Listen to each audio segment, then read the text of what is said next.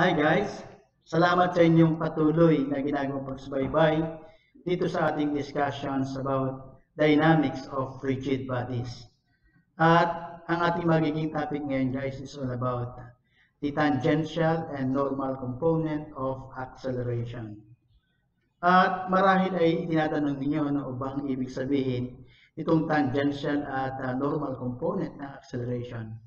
At bakit ba ito kinakailangan pa nating pag-aralan? So, didiscusin natin ngayon guys itong ilang mga definition at kung ano ba ito at paano siya kinocompute at paano siya ginagamit sa pag-aaral natin, lalong-lalo na sa mga tinatawag nating curvilinear motion. So, unahin natin itong definition na tinatawag nating tangential component of acceleration. Sinasabi dito na itong tangential component of acceleration is the component that is tangent to the curve and in the direction of the increasing or decreasing velocity. And this will allow us to know how much acceleration is acting in the direction of the motion. So ito yung tinatawag nating component ng acceleration that is acting tangent to the curve. Na kung saan ginagamit natin ito para malaman natin kung how much acceleration is acting in the direction of the motion. So, samantalang ito naman tinatawag na normal component of acceleration, okay, ito naman yung component that is directed normal to the trajectory towards the center of the curvature. So, ito naman yung tinatawag nating component ng acceleration that is directed normal to the trajectory and directed towards the center of the curvature. Basically, ang importance itong normal acceleration is to determine the radius of the curvature of the curvilinear path at that position of the particle when the particle is subjected to study. So kasi alam natin in physics that we have the formula between or the relationship between the normal acceleration, the tangential velocity, and the radius of the curvature. That the normal acceleration is equal to the square of the tangential velocity divided by the radius of the curvature. So that in here, kung sakaling kailangan natin itong radius of the curvature, therefore we can compute for the radius of the curvature if we will be dividing the square of the tangential velocity by the magnitude of the normal acceleration. So, dyan natin ginagamit yan. Ano? At sa ating magiging discussion ngayon, ang gagawin natin sa discussion natin ay aalamin natin kung ano ba yung paraan ng pagkuha na itong tinatawag nating normal and tangential acceleration given the magnitude of the acceleration in the x or in the y direction. And so, we will also present in some problem that I will have how to use this normal acceleration in computing for the radius of the curvature of the curve path. So magsimula tayo guys sa pamamagitan nitong explanation na kunwari ay meron tayo dito isang path being traversed or being traveled by a particle. At imagine natin that during that time that the particle is observed, the particle is somewhere here. Yun, somewhere here. And if we will consider that this position of the particle be our origin of the Cartesian plane, so that in here, we consider that this will be our x-axis at ito naman yung ating y-axis. Kaya itong particle na ito ay maobserbahan natin na mayroon siyang tinatawag na tangential velocity. And let this tangential velocity be denoted by symbol V. So asahan natin na itong tangential velocity ay mayroong angle, may direction. And normally, the direction itong tangential velocity is expressed by the angle that it makes with respect to either the x or the y-axis. Assuming natin na itong direction is expressed in terms of the angle theta that it is making with respect to the x-axis. Ano? So, tawagin natin ito halimbawa na siya ay theta. Kaya, along this direction of the tangential velocity, meron tayo tinatawag na tangential acceleration. Kaya inaasahan natin ay tangential acceleration natin is in the same direction as that of the tangential velocity. So ito yung tinatawag nating A sub t, tumutukoy sa tangential acceleration. And perpendicular to it, meron tayo tinatawag na normal acceleration, and normally this is directed towards the center of the curvature. If this is the curvature towards the center, so meron tayong A sub n dito. At asahan natin na itong A sub n, it will be making an angle theta also with respect to the y-axis. With respect to this, meron tayong angle theta kasi nga itong AT at AN ay perpendicular. If y and x are also perpendicular and AT makes an angle of theta with respect to the x-axis, sa makatwid, ito namang AN will also be making the same angle theta with respect to the y-axis. Diba? So, ang magiging target natin dito ay ma-express natin itong AN at saka AT sa pamamagitan nitong theta in terms of its component naman along the x and along the y. Yun ang magiging target natin. Ano? Kaya siguro mas maganda ay ganito gawin natin. Ano? So, ano ang mangyayari kung kunin natin itong resultant, itong AT at AN? So, kung gagamit tayo ng tinatawag na parallelogram law, so yung resultant nitong AT at AN ay makikita natin bilang diagonal ng parallelogram na mabubuo sa pamamagitan nitong AT at itong AN. Ano? Kaya kung mag-drawing tayo ng line that will pass through the tip of this AT and parallel to AN, so meron tayo ngayon ditong line. And similarly, kapag mag-drawing naman tayo ng line through the tip of AN and parallel to AT, so meron ngayon tayo ditong A sub t. Ano? At yung diagonal nitong parallelogram na nabuo natin, siya naman yung tinatawag nating acceleration that is acting upon the body because it has the AT and AN components. Ngayon, kung itong A naman ay i-resolve natin into components that are directed towards the x and the y, so gamitin uli natin yung tinatawag nating parallelogram concept.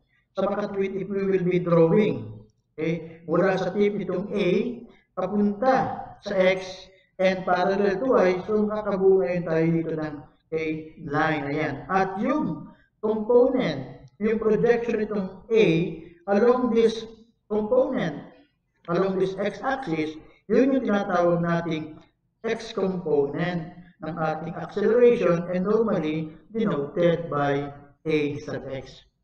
Similarly, kung magdodrawing tayo ng line through the tip of this A, which is parallel to the x and will cross the y-axis, gaya ng ipinakita natin dito, ito naman distance ito, yung projection itong A nito on the y-axis, ito naman yung tinatawag nating y component of the acceleration given by the symbol A sub y. So kalimitan, ang ginagawa natin dito, ay kinukuha natin yung relationship between the components, yung components ng ating acceleration in the x and in the y with that of the component along the tangent and the normal component. Of course, we will also involve that inclination theta or the direction of the tangent with respect to the x-axis. Right? So halimbawa, ipakita natin itong ating A sub x na nagbibiling dito. Halimbawa, target natin, makuha ano ba itong component itong A ito along the x. Using of course, the AT and the AN. Ano, yung component ng A along the T and component ng A along the normal. Kaya kung mapapansin natin, itong AX na ito, diba, will be the sum of two distances. Kung magdodrawing tayo ng line that is drawn here, makikita natin ito, no? Itong line na ito at itong line na ito. So makatwid, itong AX na ito ay equal dito sa pinagsamang line na ito. Mula dito hanggang dyan at mula dito naman hanggang dito. So that, if we will be able to get this magnitude, itong length na ito, at yung length na ito, then we can say that that AX will be the sum of these two lengths. Now, let us try to find out. Okay, if you are going to, see this triangle, this is the triangle. But this triangle is actually a right triangle, having this as our given angle. And this AN is the hypotenuse of this right triangle. So this distance na tinutukoy natin, kailangan natin to establish AX is actually the opposite side of this angle of the right triangle with A sub n as the hypotenuse. Hence, this side will be equal to AN multiplied by sine of angle theta. Kaya itong x natin, isa sa mga component is equal to AN multiplied by the sine of angle theta. Plus, of course, this side of the triangle, na kung saan itong angle na nakikita natin dito is similar to this angle because this side is also equal to that side. Sa mga itong theta, angle na ito will also be equal to theta.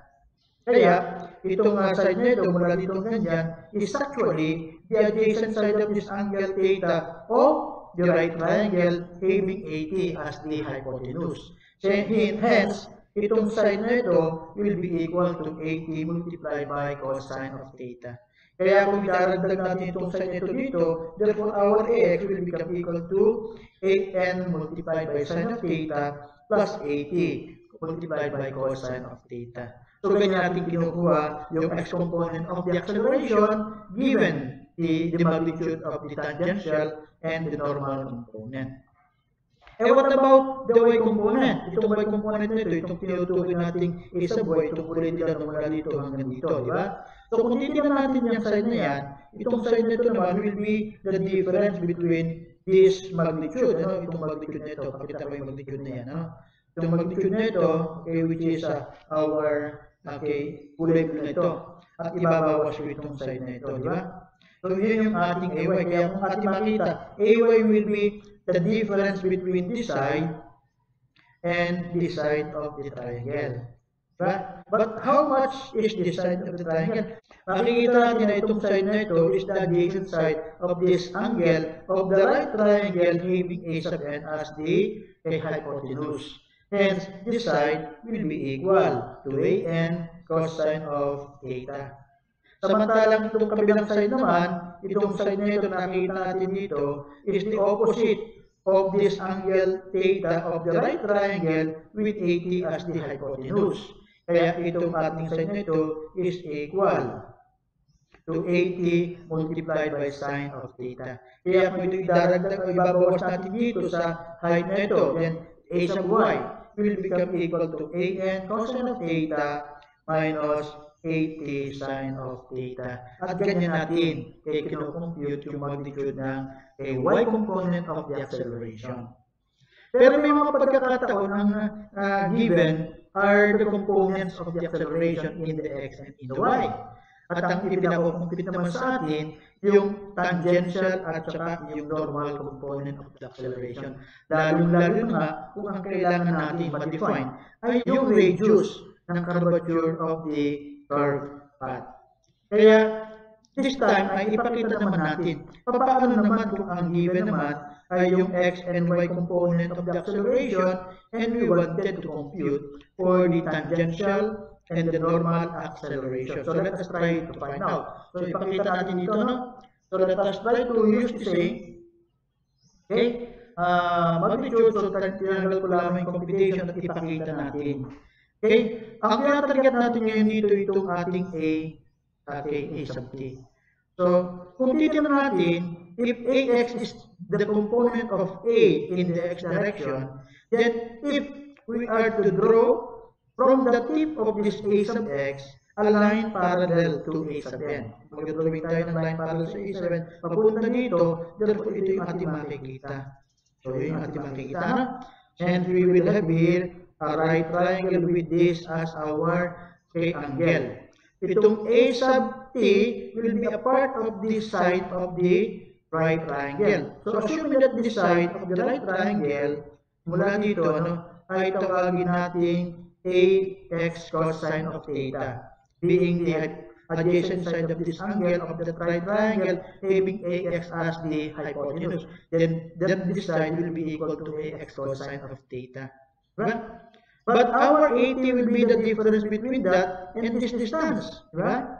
And this distance can be found by considering, okay, on the same tip, okay, if we will be drawing a line parallel to AD until it crosses this part. Yan, di ba? Therefore, what shall we have now? Makakabuo tayo ngayon ng triangle na kung saan itong angle nito, okay, will be equal to that. So, makikita natin dito na itong side naman ito is equal to A sub Y. Itong side nito is equal to A sub Y, and this angle will be equal to that angle theta. So, itong hinahanap natin na side nito, side nito, will be the opposite side of this angle of this right triangle with A sub Y as the hypotenuse. Therefore, itong side nito will be equal to AY multiplied by sine of theta.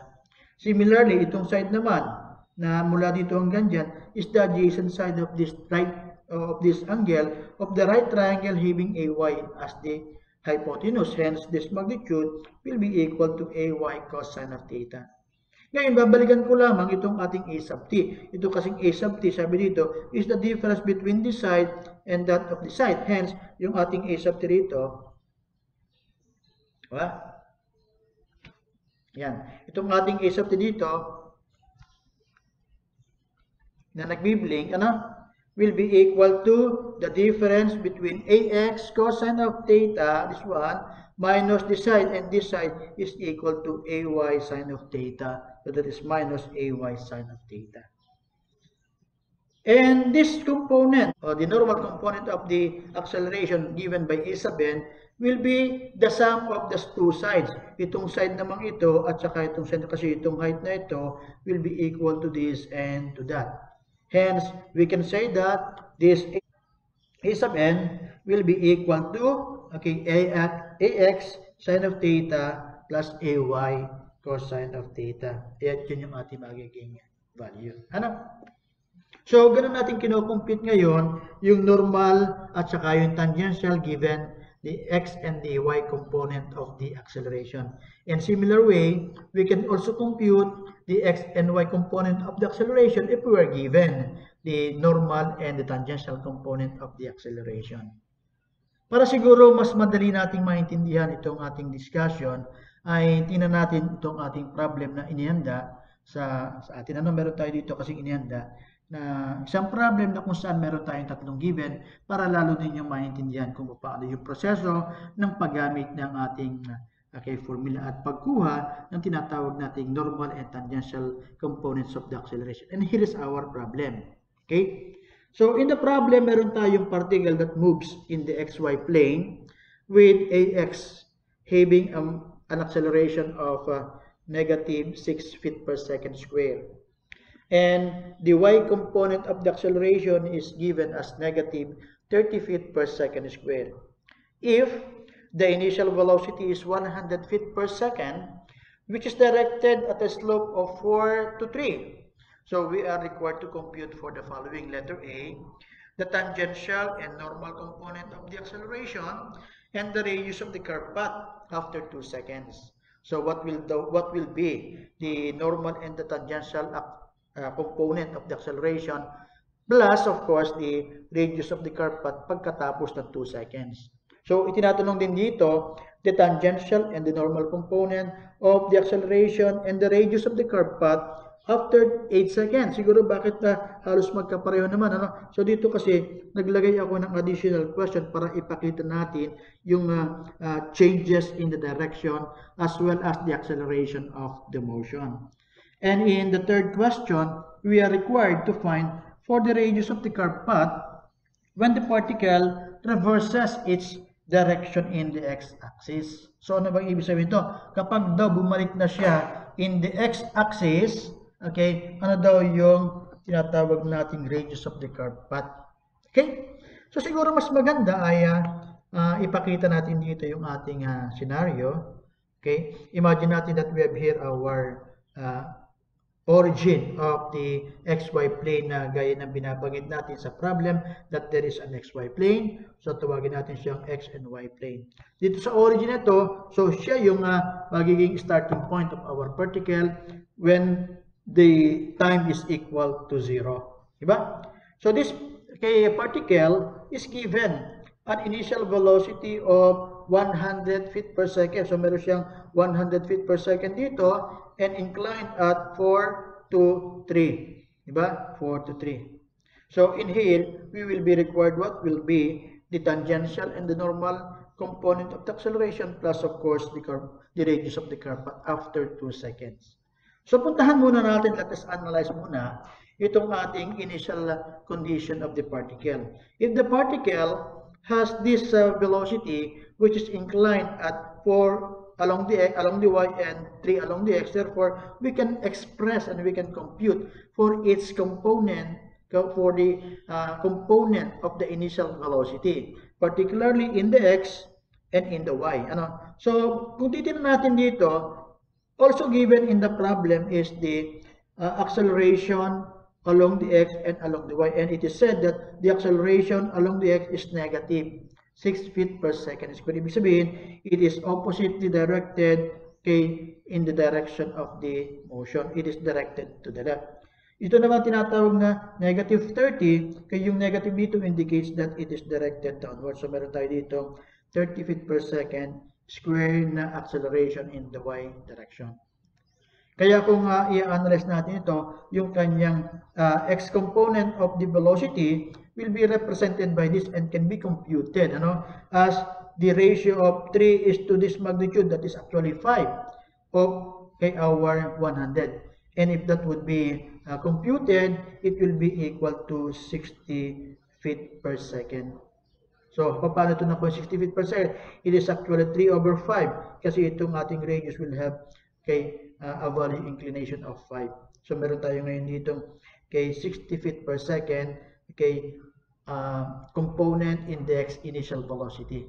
And the y component of the initial velocity will be 4 over 5 of 8 of 100, and this is equal to 80 feet per second. So with these initial velocities, so we can compute what would be the final velocity of the particle. When say final velocity at the end of the 2 seconds. So after 2 seconds, what shall we do? We compute for the velocity of the particle. So we describe the resulting velocity after 2 seconds. So let us try to do it. So i-describe natin yung kanilang velocity. Let us try to solve for the components of the velocity after 2 seconds. So ano kaya yung inaasahan natin magiging path ng ating curve path base dito sa kanyang acceleration? So you have 6 and 30, which is initially up to the right. So kung ito up to the right, later on it will be reduced in terms of the direction to the left and to the right, and then babagsak siya until it is directed down to the left. So ibig sabihin, ang kanyang magiging path will be in this direction. Diba? So assuming natin na yung kanyang magiging path ay in that direction. Ayun, pinakita na nga diyan yung kanyang curve path. So where would be the particle after 2 seconds? So maybe the particle after 2 seconds will be somewhere here, So kunwari narito pa yung particle, so let us try to show that movement of the particle after 2 seconds. So after 2 seconds, the particle is there. So we will now be finding for the component of the velocity of that particle after 2 seconds when the particle is already at this position. Okay, so we will now expect that this particle would have this velocity, which is given here, denoted here as v sub 2. This velocity would have a component along the x, and that will be denoted as v sub 2x.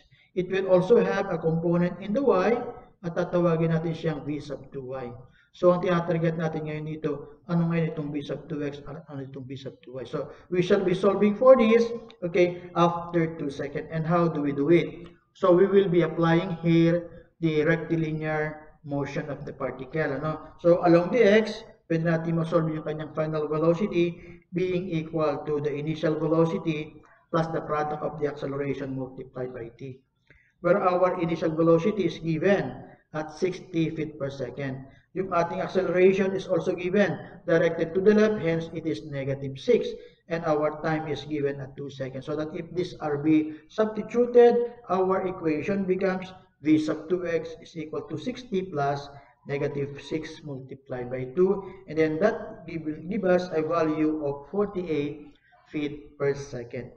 Sa makatwid itong ating velocity after 2 seconds in the x direction will be equal to 48 feet per second. Similarly, we can compute for this velocity along the y after 2 seconds, and that's given by v sub 2y. And that is equal to the initial velocity plus the product of the acceleration multiplied by the time. Na kung saan yung ating initial velocity is given here at 80. Our acceleration is the acceleration that is given, -30 or directed downward. And our time t is the 2 seconds elapsed times. So when it is substituted with the value, we will have the final velocity or the velocity after 2 seconds equal to 20 feet per second. Ibig sabihin, ito ngayon ay 20 feet per second na lamang. Kaya itong velocity after 2 seconds can be computed given the two components, so that the magnitude of the velocity after 2 seconds shall be the resultant of those two components, which is equal to the square root of 48 square plus 20 square. And this will give us a value of 52 feet per second. Kaya itong value na ito, yan ay 52 feet per second. So, ang tinatanong natin, how is it directed? So, what is the inclination that this 52 feet per second is making with respect to the x-axis? So, kunin natin itong theta na ito, which actually is the direction. The direction of that tangential velocity is equal to our tangent of 20 over 48.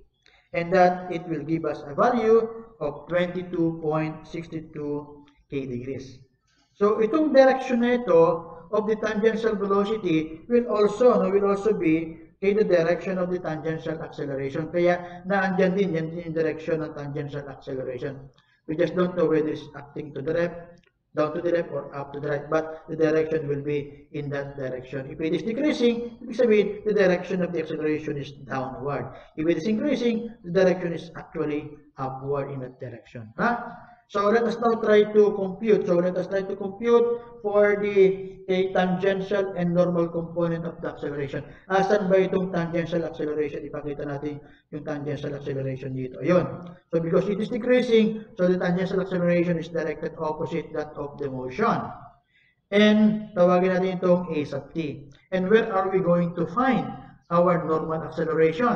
Our normal acceleration will be an acceleration that is perpendicular to this a sub t, and this is the direction of our normal acceleration, a sub n.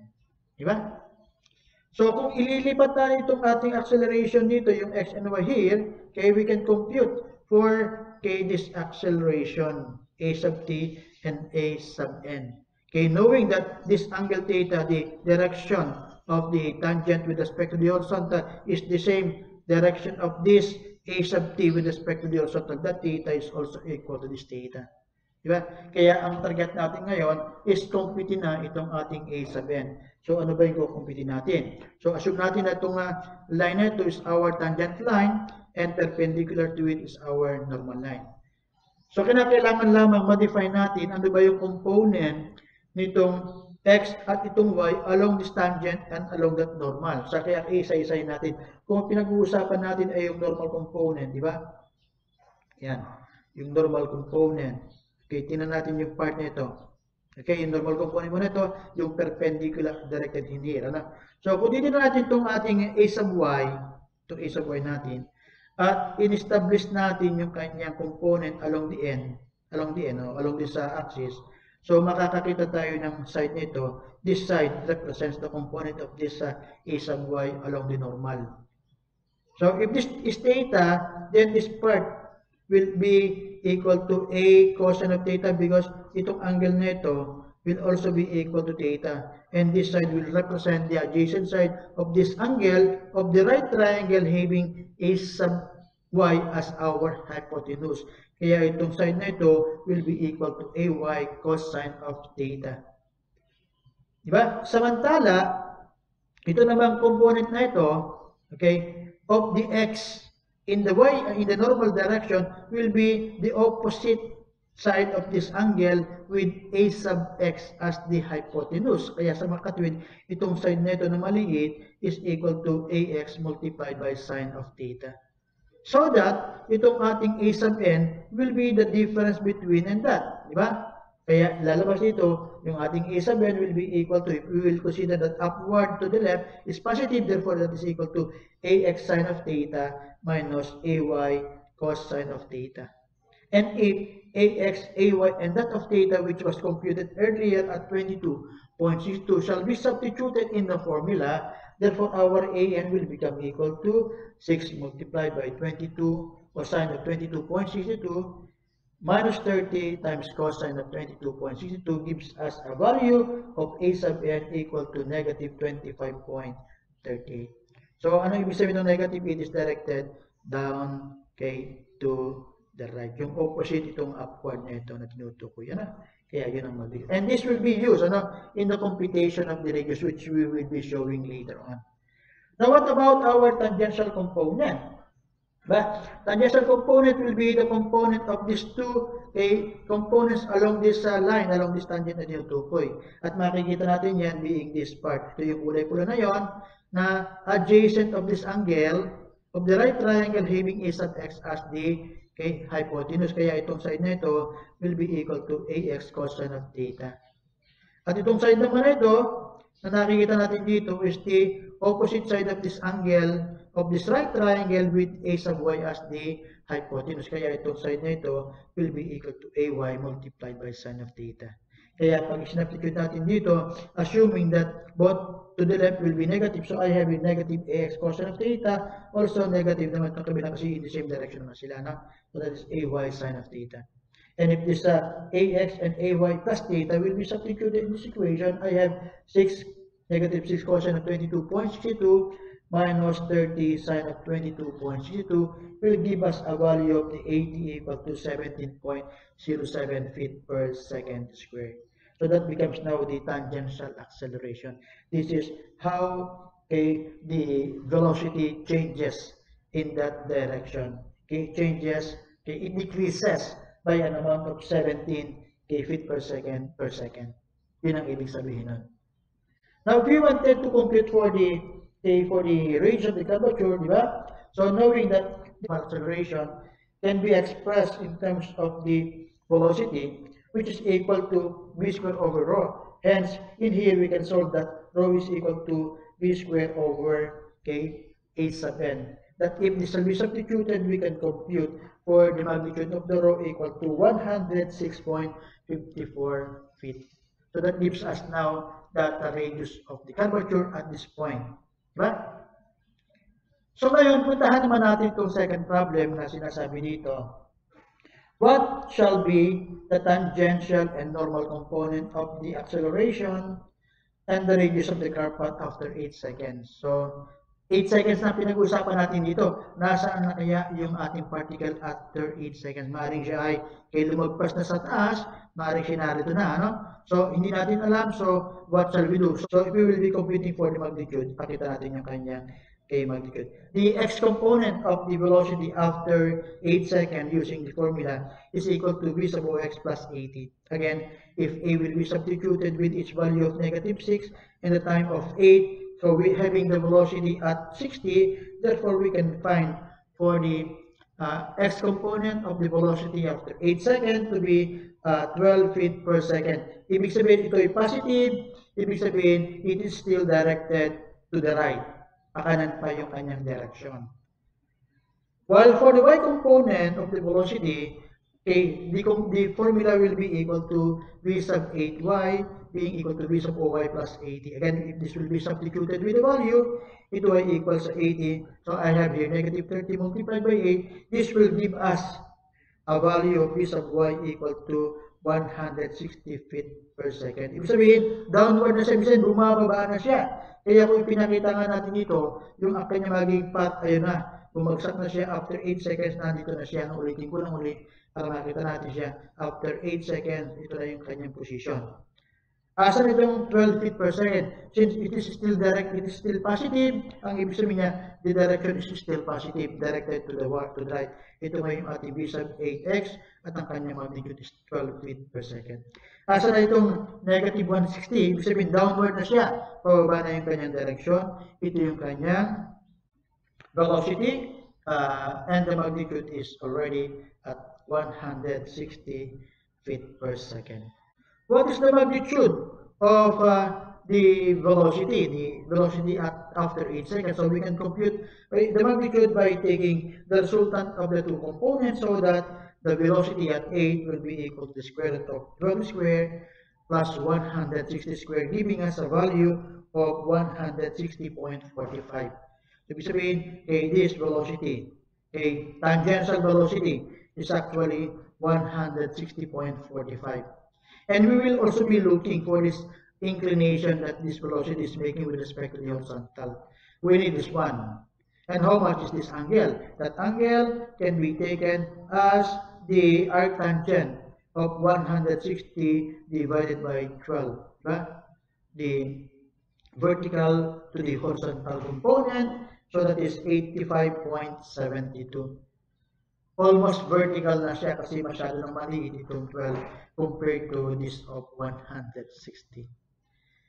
Now, what shall we do then? So, pagkatapos dyan, we can compute for the normal and tangential acceleration. Pwede natin siya makompute. Ano? Then, how do we compute that? So, mag-start tayo by establishing muna, ipakita natin itong kanyang tangent line. Diba? Na kung saan dyan natin makikita yung kanyang tangential velocity. And perpendicular to that, we shall be seeing here our normal, na kung saan andyan yung kanyang normal acceleration. So in here, assuming natin that this is our tangential acceleration and call this as a sub t. Normal to this, meron tayong tinatawag na normal acceleration, and we will be calling it as a sub n. So hinahanap natin what is this a sub n and what is this a sub t. So let us try to find out, okay? Let's start with finding for a sub n by showing our a sub x and a sub y at this particle. Right? So let us try to find out, okay, what will happen.